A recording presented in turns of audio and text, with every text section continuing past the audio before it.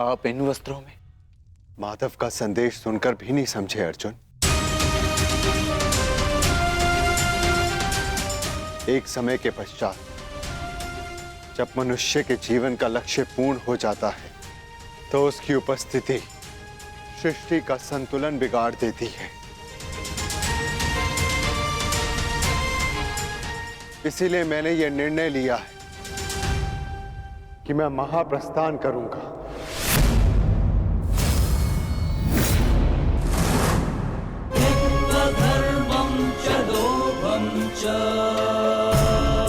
किंतु इस प्रकार आप हम सभी को अकेले छोड़ के नहीं जा सकते ज्येष्ठ। यदि आप महाप्रस्थान का निर्णय ले ही चुके हैं तो हम सब आपके साथ चलेंगे।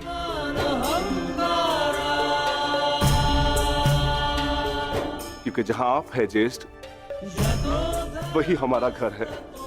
हाँ ज्येष्ठ, मनुष्य अपनी परछाई के बिना अस्तित्व में कैसे रह सकता है? हम पांचों भाई एक दूसरे की परछाई हैं। हम ना एक दूसरे के बिना रहेंगे और ना ही जिएंगे।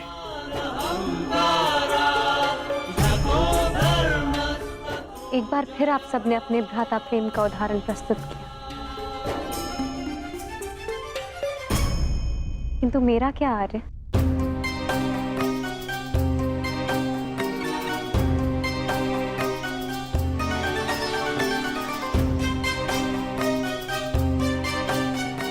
पांचाली, मैं जहां जा रहा हूं वह मार्ग बहुत कठिन है और तुम सब उस मार्ग पर नहीं जा पाओगे।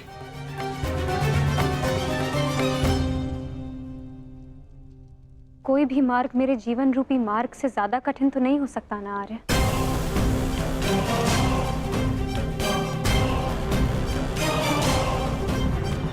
राज्यसभा में हुए वस्त्र हरण के संताप को मैं सह गई, ये सोचकर कि मेरे पांचों पति मेरे साथ हैं, मेरा प्रतिकार लेंगे।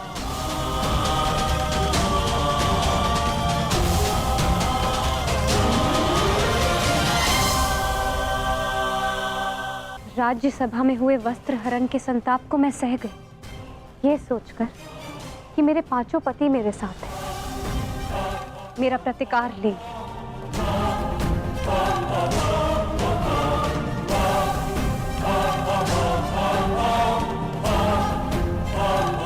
तेरह वर्षों के वनवास और अज्ञातवास को हंसते हंसते काटा, ये सोचकर कि मेरे पति मेरा त्राण करेंगे। मेरे पुत्रों की असमय मृत्यु से कठिन कोई और कंटक तो नहीं हो सकता ना आर्य, परंतु सहा मैंने, क्योंकि मेरे पुत्रों के पिता, मेरे पांचों पतियों का सानिध्य मुझे प्राप्त है और आज आप मुझे ही छोड़कर जा रहे। माता कुंती ने आदेश दिया कि पांचों भाई आपस में बांट, मैं बटी आर्य, परंतु मैंने आप पांचों को बटने नहीं दिया।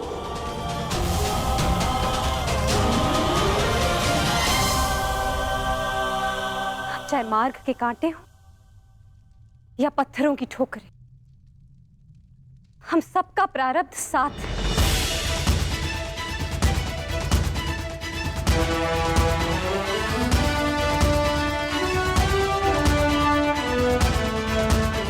और यही मेरा निर्णय है आर्य। आप जहां भी जाएंगे मैं आपके साथ चलूंगी और मुझसे मेरा यह अधिकार कोई नहीं छीन सकता, स्वयं आप भी नहीं।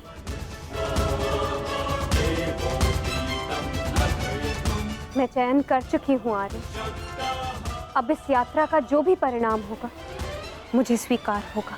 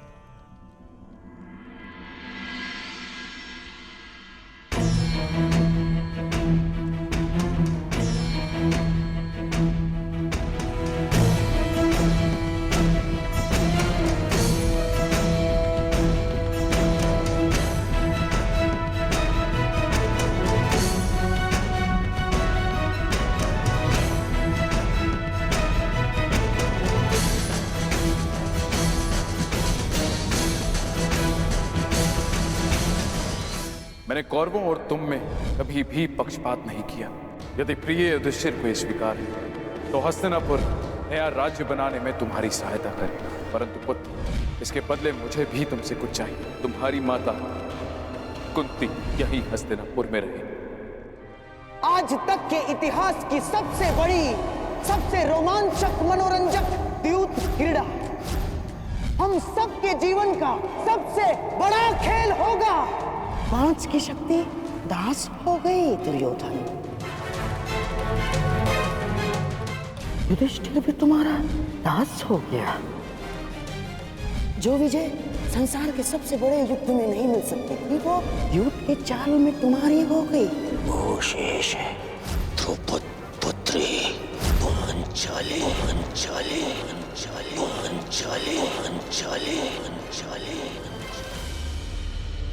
अब ये द्रौपद पुत्री पांचाली विधिवत तुम्हारी दासी हुई। दुशासन, तुम मेरा अपमान करने वाली उस दासी को अपने इन भुजाओं से उसके बाल पकड़कर खींचकर इस सभा में लेकर आओ। दुर्योधन, तुम अपनी सीमा का अतिक्रमण कर रहे हो। वहीं पूर्ण विराम लगा दो।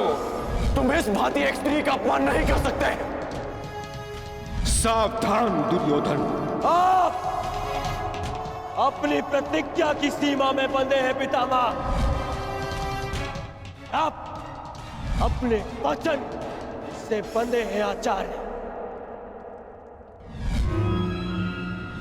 और तुम कर्ण, मेरी मित्रता के बंधन में बंधे हो कर्ण। लीजिए ज्येष्ठ, आपका आदेश ना मानने वाली दासी। आओ दासी द्रौपदी, आकर मेरी टंगा में बैठो। आओ। वस्त्र हरण करो इस दासी का।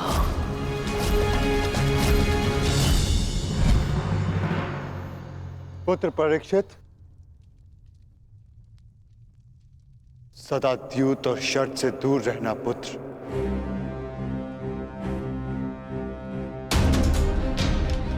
क्योंकि ये मनुष्य को काल के गर्त में पहुंचा देता है।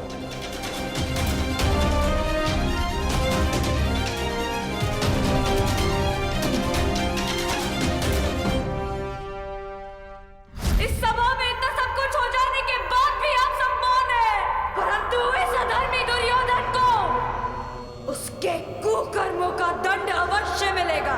और उससे पहले इस सभा में उपस्थित वो हर व्यक्ति जिसने मौन रहकर ये अधर्म होते हुए देखा, उन्हें उनके मौन रहने का दंड मिलेगा। श्राप है ये अपनी सुता द्रौपदी का।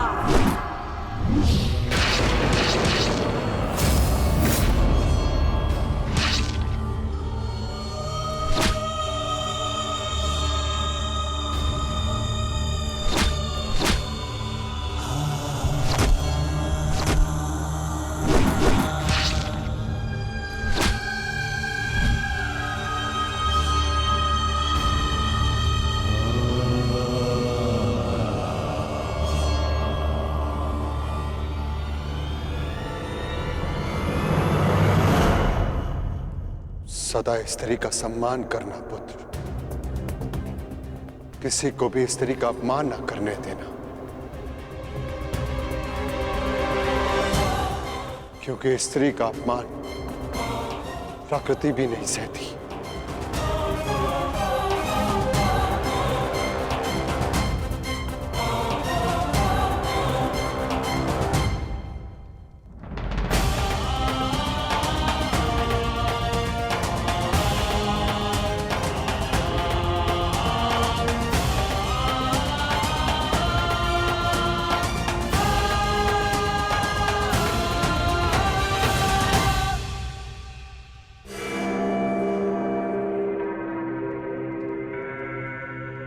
मैं दुर्योधन आज हस्तिनापुर के सिंहासन को दांव पे लगाता हूं।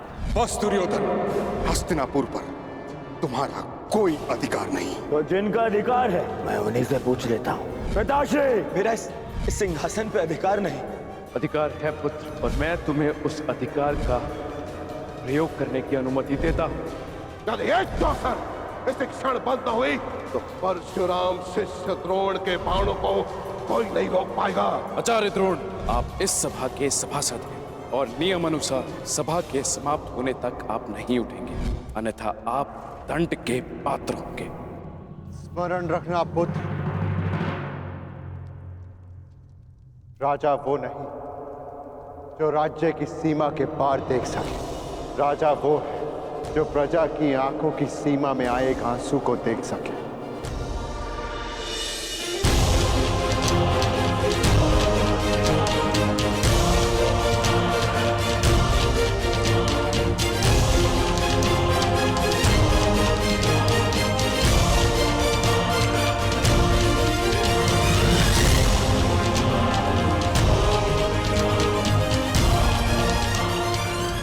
राजनीति का नहीं, सदा प्रजा नीति को ध्यान में रखकर निर्णय लेना पुत्र, क्योंकि यदि प्रजा प्रसन्न तो राजा के मुकुट में जड़े रत्नों को कांटे बनते समय नहीं लगता।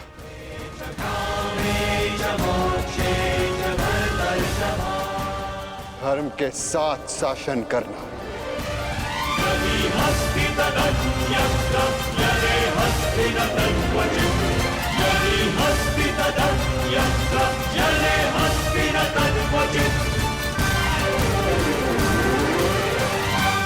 महाप्रस्थान का समय हो गया है।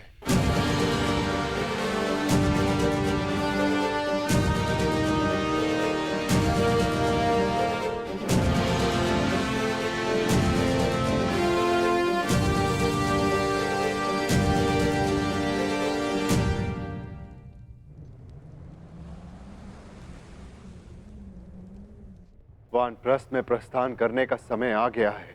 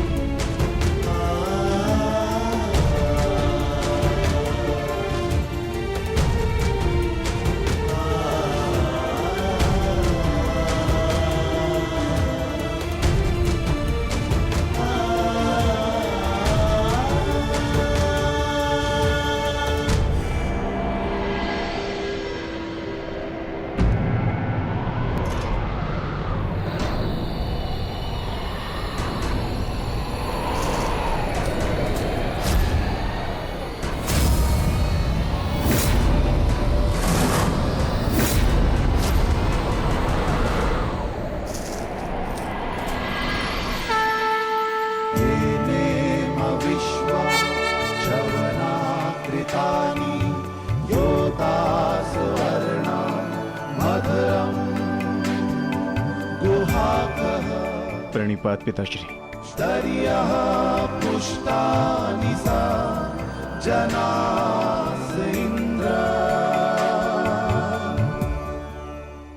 महाप्रस्थान का अर्थ समझते हो ना पुत्रों?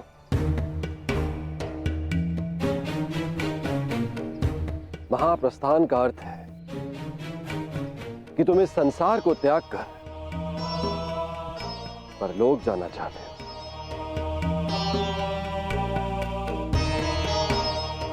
परंतु स्मरण रहे, यह मार्ग इतना सरल नहीं है पुत्रों। हमारे समक्ष अनेक विपदाएं, अनेक समस्याएं उत्पन्न होंगी।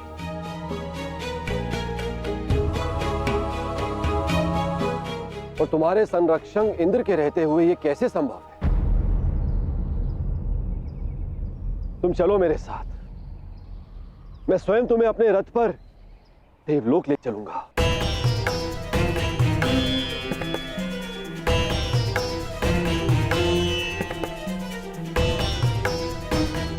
आपका हमारे प्रति ये प्रेम गदगद कर देने वाला है इंद्रदेव, परंतु हम आपके साथ जाएंगे या नहीं, इसका निर्णय स्वयं इंद्रपुत्र लेंगे।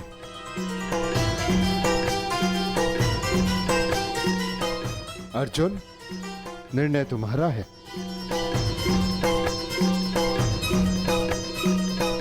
पिताश्री, हम पूर्ण रूप से देव नहीं, हमारे भीतर आधा अंश मानवों का है। पर मनुष्य को परलोक तक पहुंचने के लिए यात्रा करना अनिवार्य है। हम मनुष्य की पीड़ा और समस्याएं सहते हुए महाप्रस्थान करेंगे।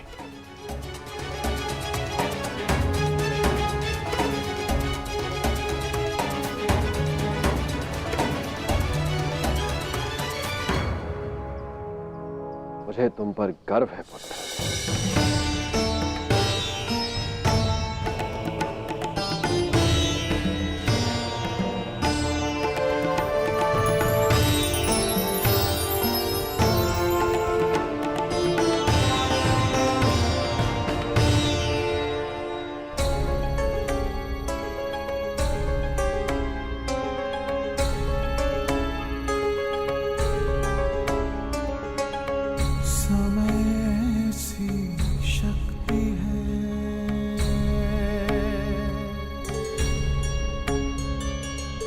सभी समय से हारे,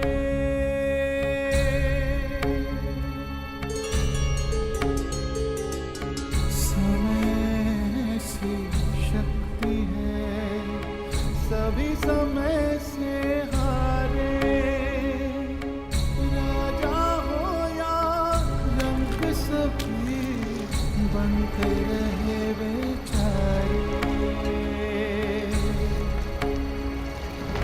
समय बड़ा महान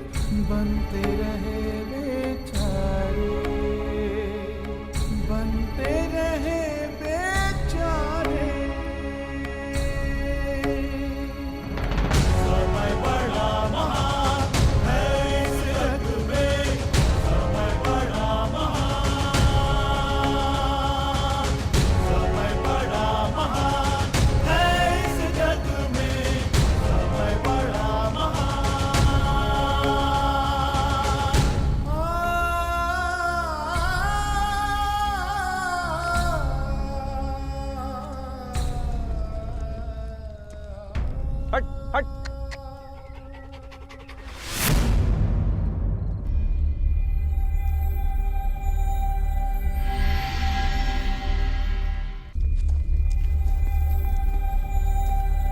हट हट।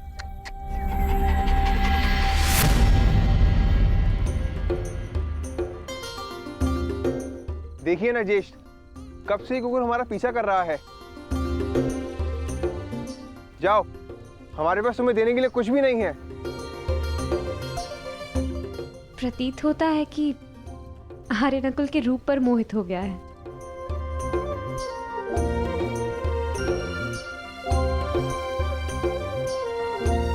हट। रहने दो नकुल, यदि ये भोला जीव साथ आना चाहता है तो इसे आने दिया जाए। मनुष्य की अंतिम यात्रा में जो साथ दे, उससे सच्चा सह यात्री और कोई नहीं। और फिर क्या पता, इस कुकुर को भी इसका लक्ष्य प्राप्त हो जाए। आने दो।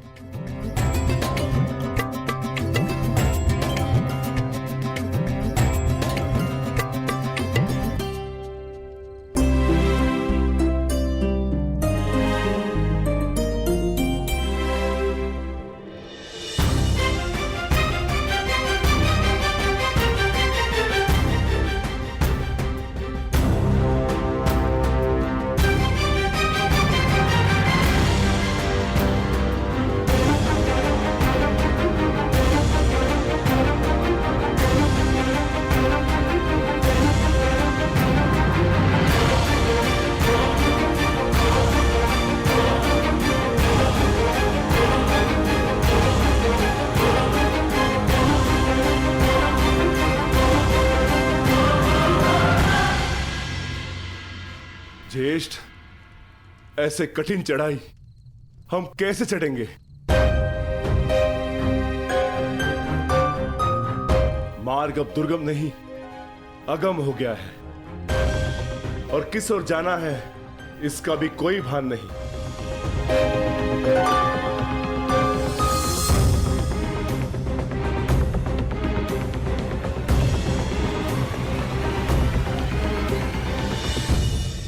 हमें कैलाश पर जाना है भीम, और अब वही मार्ग दिखाएंगे जो कैलाशपति है।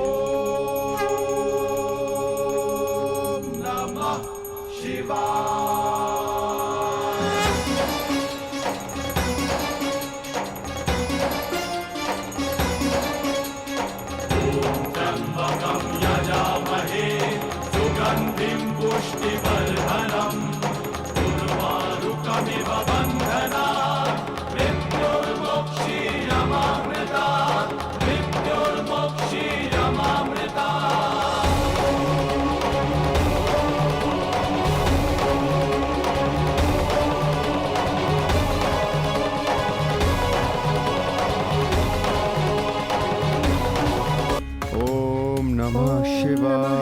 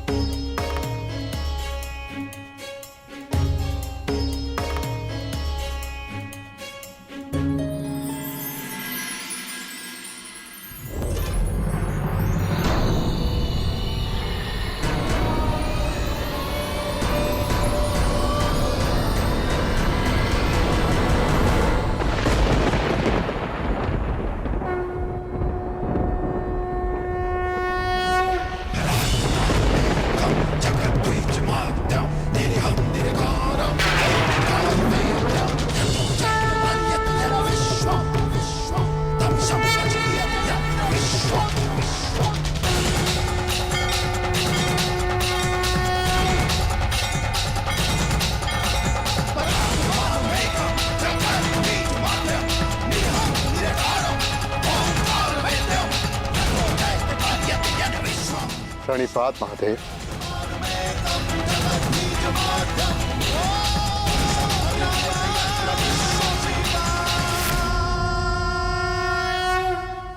तपस्या तो सभी करते, परंतु अपने कर्म में रत रहकर भी जो ईस्ट का स्मरण करे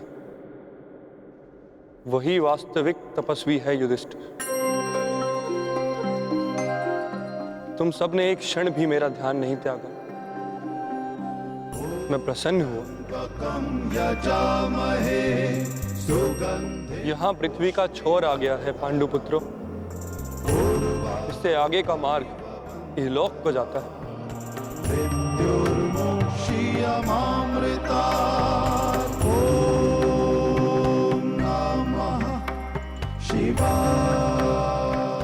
मार्ग दिख नहीं रहा है महादेव। क्योंकि इस मार्ग पर चलने का मूल्य चुकाना पड़ता है, जो सरल नहीं।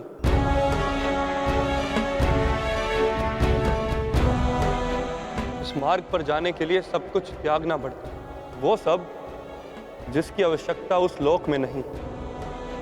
हर भाव, हर गुण, हर अवगुण, हर शक्ति, सब कुछ त्यागना होगा।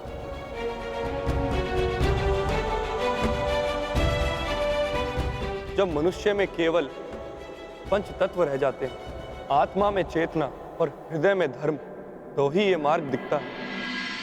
मैं समझ गया महादेव, मैं समझ गया।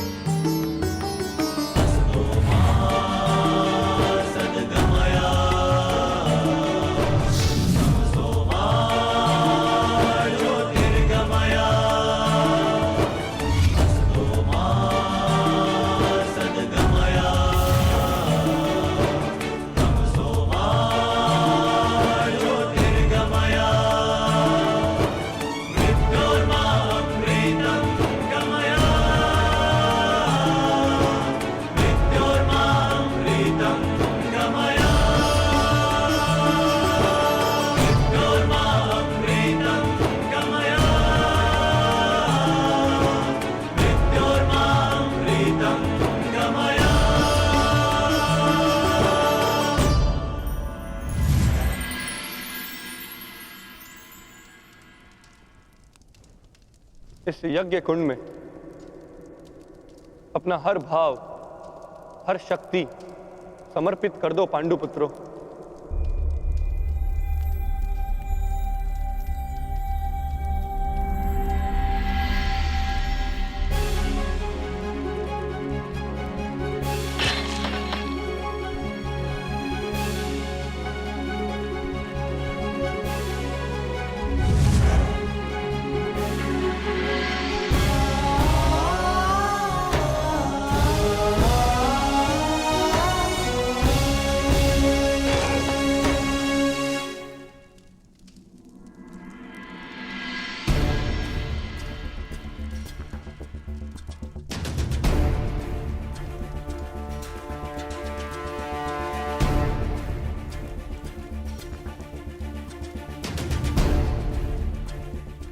मैं इस गांडीव का और उन समस्त शस्त्रों का परित्याग करता हूं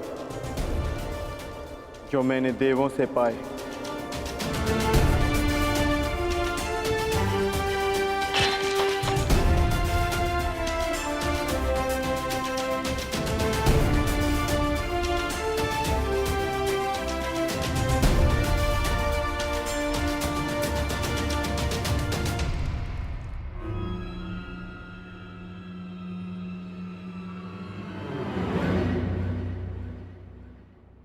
ज्येष्ठ, मार्ग तो अभी भी प्रकट नहीं हुआ।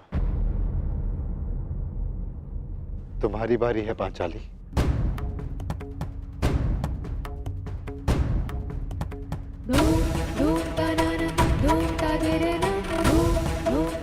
ना ही मेरे पास कोई अस्त्र है और ना ही कोई शस्त्र, परंतु मैं अपने हृदय की अग्नि, अपनी सभी आकांक्षाओं और सभी भावनाओं को इस पवित्र अग्निकुंड में समर्पित करती हूँ।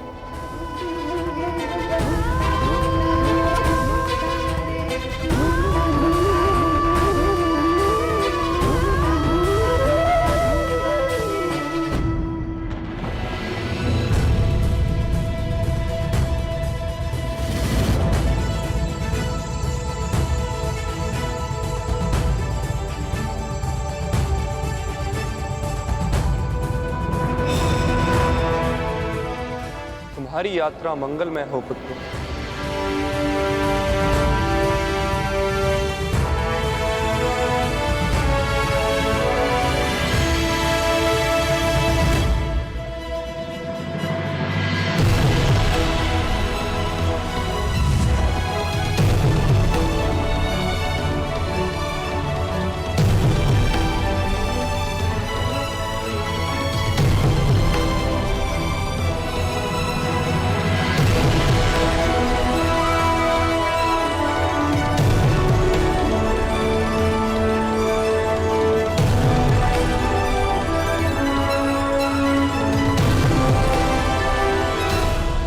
ये क्या कर रहे हैं ज्येष्ठ?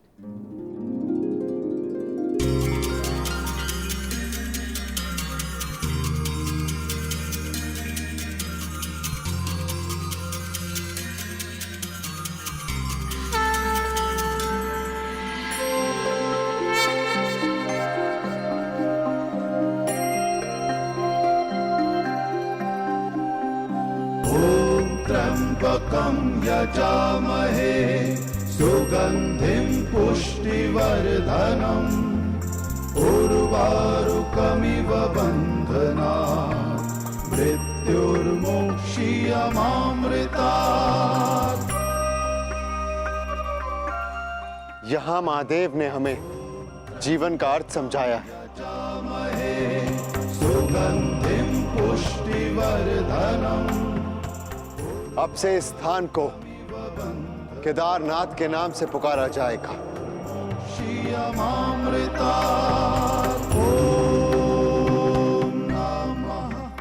जो भी यहाँ आकर दर्शन करके अपनी भावनाओं और कामनाओं का त्याग करेगा उसे देवलोक का मार्ग प्राप्त होगा। शिवा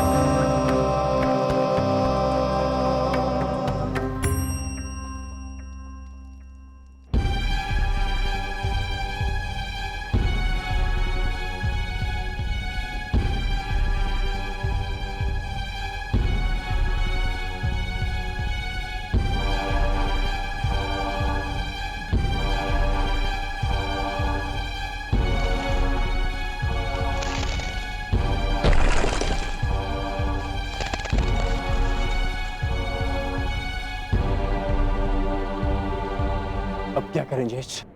आगे कोई मार्ग दिखाई नहीं दे रहा और ये चढ़ाई और भी कठिन होती जा रही है। आर्य, अब तक हर समस्या में मैं आप लोगों से आगे बढ़कर मार्ग ढूंढती आई।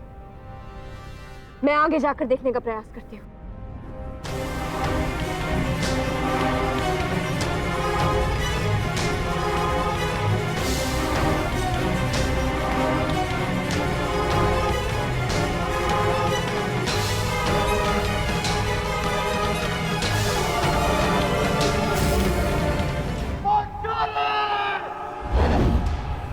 पांचाली!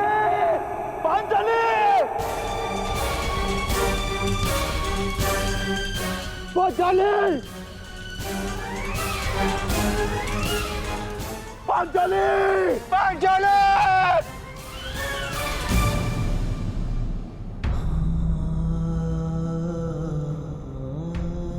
ये क्या हो गया ज्येष्ठ? पांचाली सदैव के लिए हमें छोड़कर चली गई। नहीं नकुल, ऐसा नहीं हो सकता। मैं इन सारे पर्वतों को नष्ट करके पांचाली को निकाल लाऊंगा। शांत भीम, शांत रहो। यही नियति है और हमें इसका सम्मान करना चाहिए। नियति? कैसी नियति ज्येष्ठ? महादेव ने कहा था ना कि इस यात्रा पे चलने से पूर्व हमें अपना सब कुछ त्यागना होगा। अपना हर एक भाग, गुण, सब कुछ। चलो अनुज, आगे बढ़।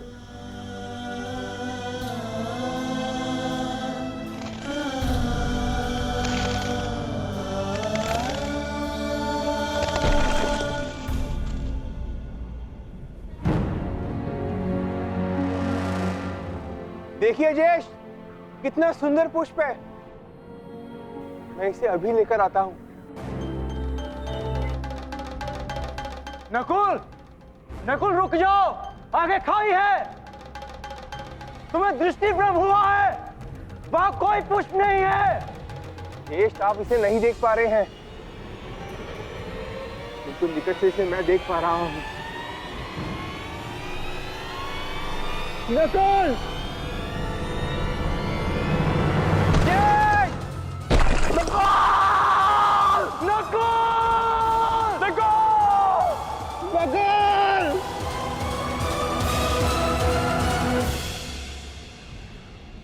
यही नकुल की नियति थी। उसे स्वयं की सुंदरता से बड़ा मोह था और वो सुंदरता के मोह से ही अंत को प्राप्त हुआ। वो अपने मोह के भाव को नहीं त्याग पाया और इसी कारण उसका अंत हुआ। आगे बढ़ो अनुजा, यात्रा भी शेष है। आओ।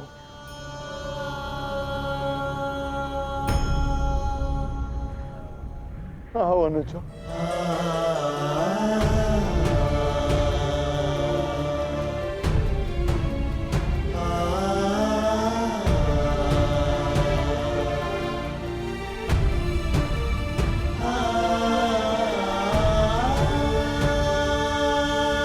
सहदेव, नकुल, मैं यहां हूं। नकुल,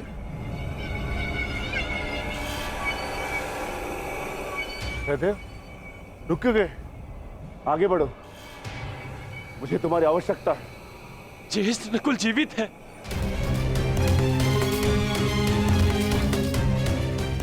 ज्येष्ठ, मैं उसे सुन सकता हूं, मैं उसे लेकर आता हूं।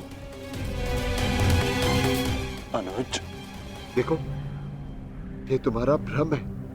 भ्रम? भ्रम में तो आज तक आप हमें रखते आए हैं ज्येष्ठ, क्योंकि आपने कभी हमसे प्रेम किया ही नहीं। आपके सहोदर नहीं है ना हम? सौतेले भाई अंत तक सौतेले ही होते हैं। नकुल! ये क्या प्रलाप है? ये क्या कह रहे हो तुम? सत्य कह रहा हूं। आपको नकुल के जाने का कोई दुख नहीं, क्योंकि मैं और वो आपके सगे भाई नहीं है। नहीं सहदेव, ये क्या? किंतु वो मेरा सगा भाई है और उसके बिना मैं यहाँ से नहीं जाऊंगा। नहीं सहदेव, नहीं, कुछ नहीं है। नहीं चाहिए, नहीं चाहिए आपकी सहायता। सहदेव, आप तीनों तो चाहते नहीं कि वो बचे। नहीं, मैं अपने भाई को स्वयं बचाऊंगा। सहदेव! सहदेव! सहदेव!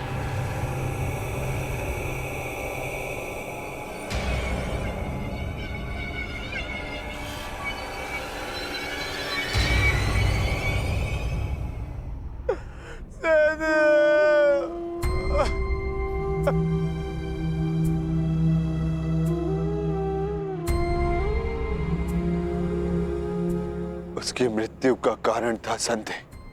वो अपने मन से संदेह को नहीं त्याग पाया और नकुल के संसार से जाने के पश्चात उसे पाने के लोभ ने इसके प्राण हर लिए। आगे बढ़ो, जाना सबको वही है। कर्म क्या होता है ये नियति निर्धारण करेगी।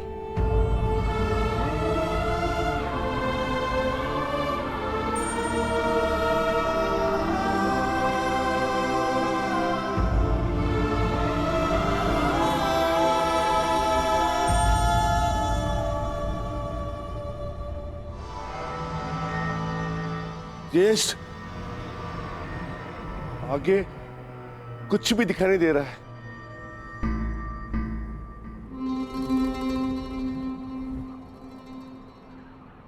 अब आगे का मार्गदर्शन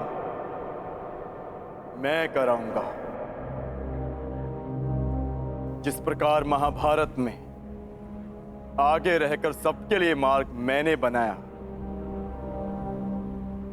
यहां भी मार्ग मैं ही बनाऊंगा।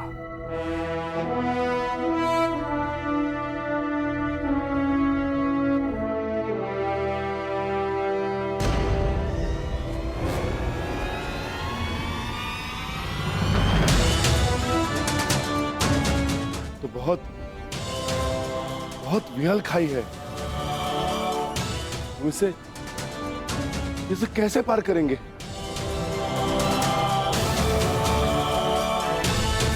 इसे पार करना कौन सी बड़ी बात है भ्राताश्री। गांडीव नहीं, परंतु आचार्य द्रोण की शिक्षा तो है मेरे पास।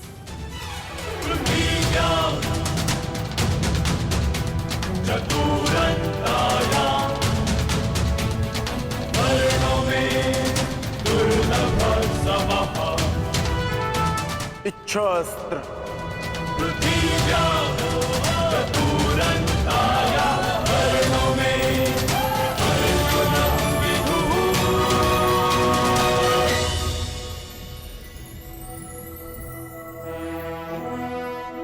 पार जाने का प्रबंध हो गया है ज्येष्ठ। आगे बढ़िए।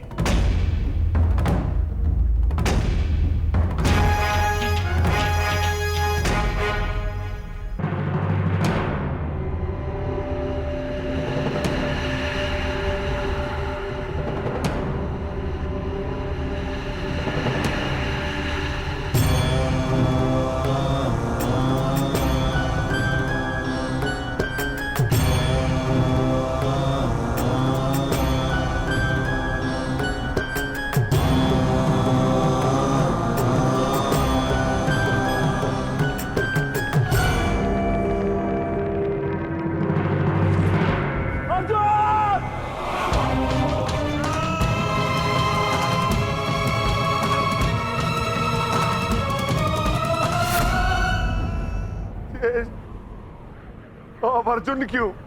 क्योंकि उसे मत था कि उससे श्रेष्ठ कोई नहीं। केदारनाथ में वो अपने मत को नहीं त्याग पाया, इसीलिए वो अंत को प्राप्त हुआ। आगे बढ़ो अनुज,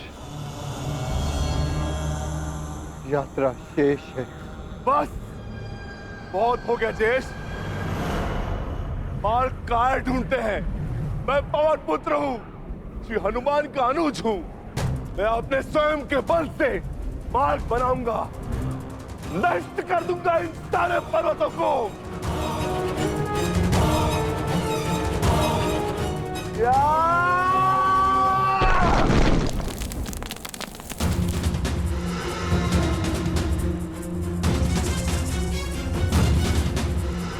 आगे बढ़िए ज्येष्ठ।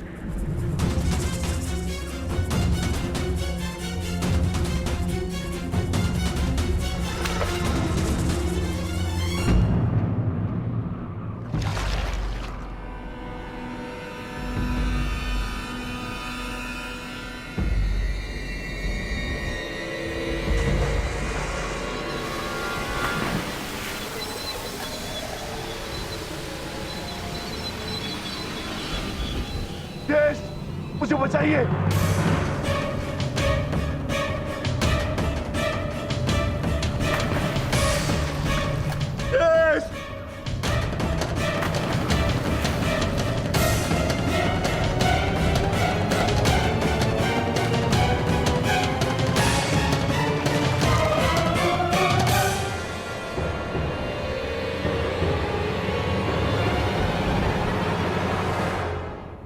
क्षमा करना भीम, तुम महाबली पवन पुत्र भीम हो, अपनी सहायता करने में सक्षम हो, परंतु ये भोला कुकुर अपनी सहायता नहीं कर सकता, इसीलिए मैंने इसे बचाया। मैं समझ गया ज्येष्ठ, मेरा अंत आ गया है, परंतु इससे पूर्व मैं अपने अंत का कारण जानना चाहता हूं। ज्येष्ठ बताइए। क्रोध, तुम्हारा क्रोध भयंकर था विक्रोधन। तुमने क्रोध में उनके भी प्राण लिए जिन्होंने कोई दोष नहीं किया था, और आज तुम्हारे अंत का कारण क्रोध ही है। तुम्हें शांति मिले अनुज।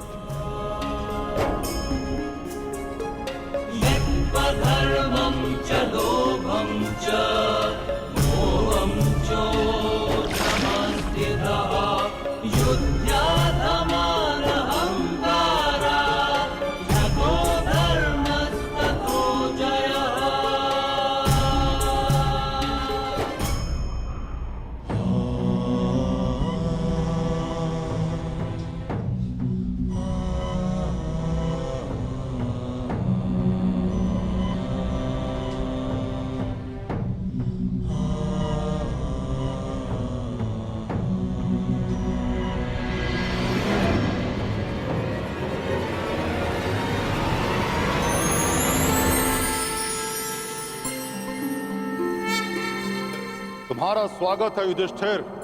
वस्वताय धर्मराजाय भक्तानुग्रह कृतये। प्रणिपात धर्मराज।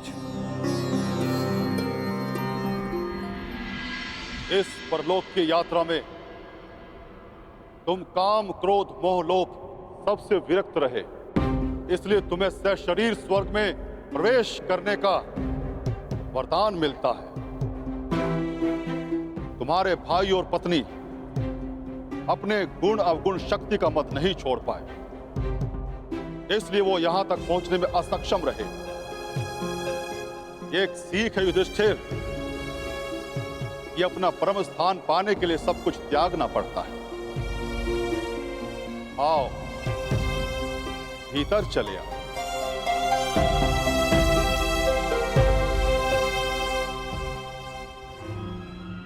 आओ मित्र, भीतर चले। तुम इस कुकुर को अंदर नहीं ले जा सकते युधिष्ठिर।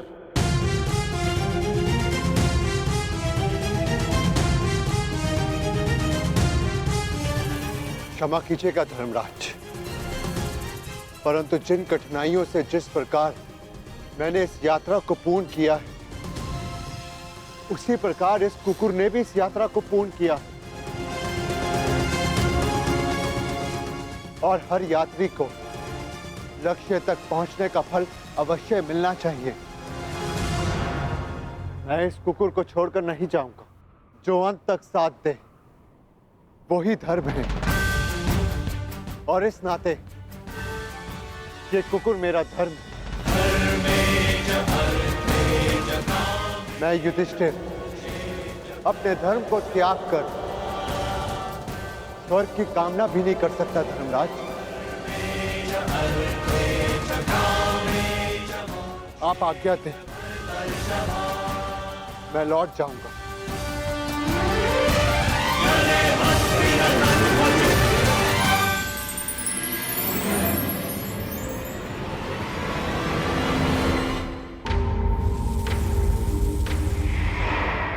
साधुवाद युधिष्ठिर, तुम अपनी परीक्षा में पूर्णतः सफल रहे। जो धर्म का साथ नहीं छोड़ता, धर्म उसे अवश्य परम धाम ले जाता है। चलो मेरे साथ स्वर्ग चले। जैसी आपकी आज्ञा धर्मराज।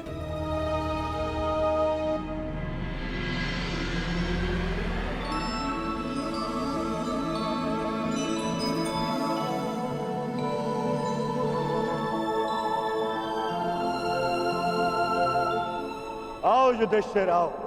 इस स्वर्ग में तुम्हारा स्वागत है।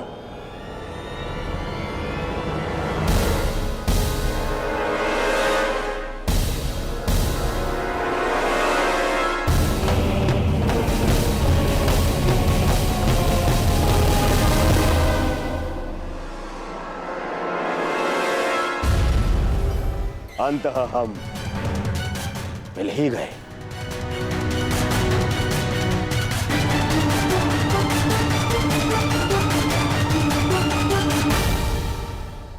अरे किंतु तुम अकेले क्यों आए हो? तुम्हारे बाकी पांडव और पांचाली उन्हें कहां छोड़ाए? उन्हें साथ नहीं लाए? अरे कहीं ये भय तो नहीं था कि मैं दोबारा तुम्हारे भाइयों को दास बना दूंगा और द्रौपदी को दासी? हाँ?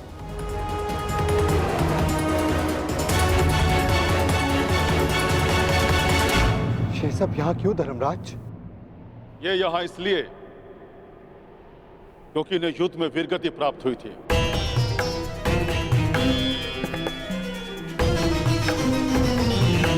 और ये पहले से निश्चित था कि जो कुरुक्षेत्र में वीरगति प्राप्त करेगा उसे स्वर्ग में स्थान मिलेगा। परंतु मेरे भाई और पांचाली कहाँ है धर्मराज? मुझे उन्हें देखना है। आओ मेरे साथ।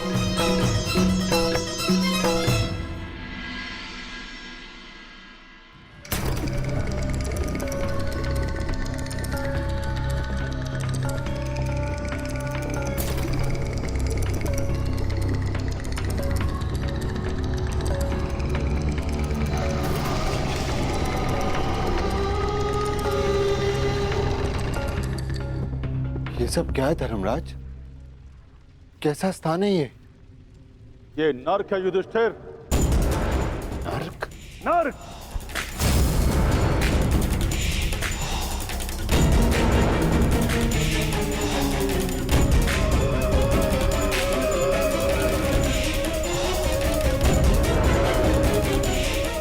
किंतु आप मुझे यहाँ क्यों लाए?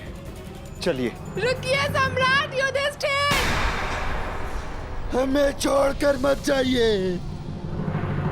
आपकी देह को छूकर जो वायु आ रही है उससे हमारा मन तृप्त हो रहा है। ये किनका स्वर है धर्मराज? उनका, जिन्हें अपने अपने कर्मों का दंड मिल रहा है।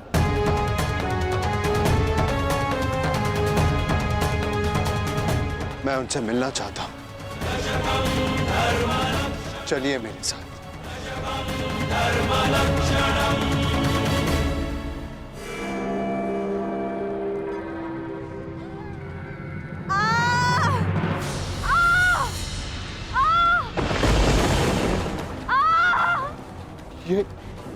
ये अन्याय है धर्मराज। पांचाली ने पाप नहीं किया था, उसके साथ पाप हुआ था। नहीं धर्मराज, तुम भूल रहे हो। पांचाली ने दुर्योधन का अपमान किया राजसूय यज्ञ में। अंधे का पुत्र अंधा। परंतु उसने दुर्योधन के साथ साथ धृतराष्ट्र का भी उपहास उड़ाया था। हर क्षेत्र में निपुण होने के पश्चात भी और स्वयंवर में बुलाए जाने के पश्चात भी कर्ण को अस्वीकार कर दिया। ये शरसंधान नहीं होगा, क्योंकि मैं एक सूत पुत्र से विवाह नहीं करूंगी। ये वही दर्प की अग्नि है जो इसे जला रही है।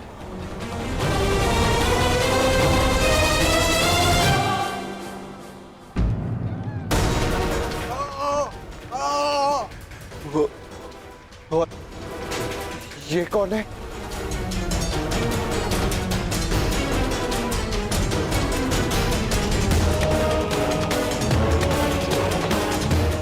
अपना बचपन स्मरण करो युधिष्ठिर, और स्मरण करो धनुर्विद्या के महारथी बालक का, जिसने अभ्यास में विघ्न डालने वाले श्वान का मुख बाणों से भर दिया था।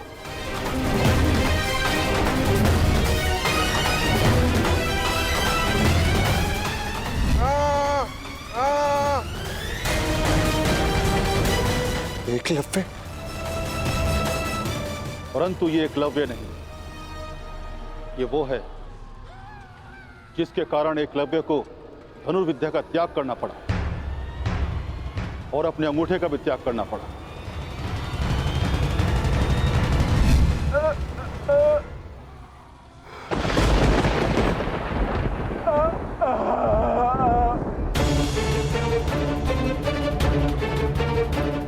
अर्जुन। अर्जुन की इसी लालसा के कारण एकलव्य को बहुत कुछ खोना पड़ा। वही पाप अर्जुन को इस परिस्थिति में ले आया है। तो फिर भीम का है धर्मराज? भीम उधर है।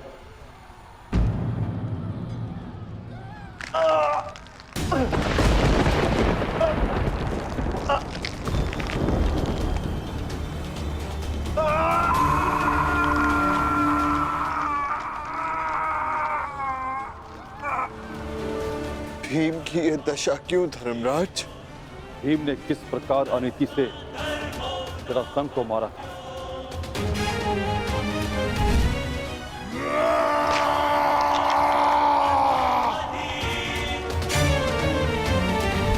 और किस प्रकार दुर्योधन की जंगा तोड़ी थी।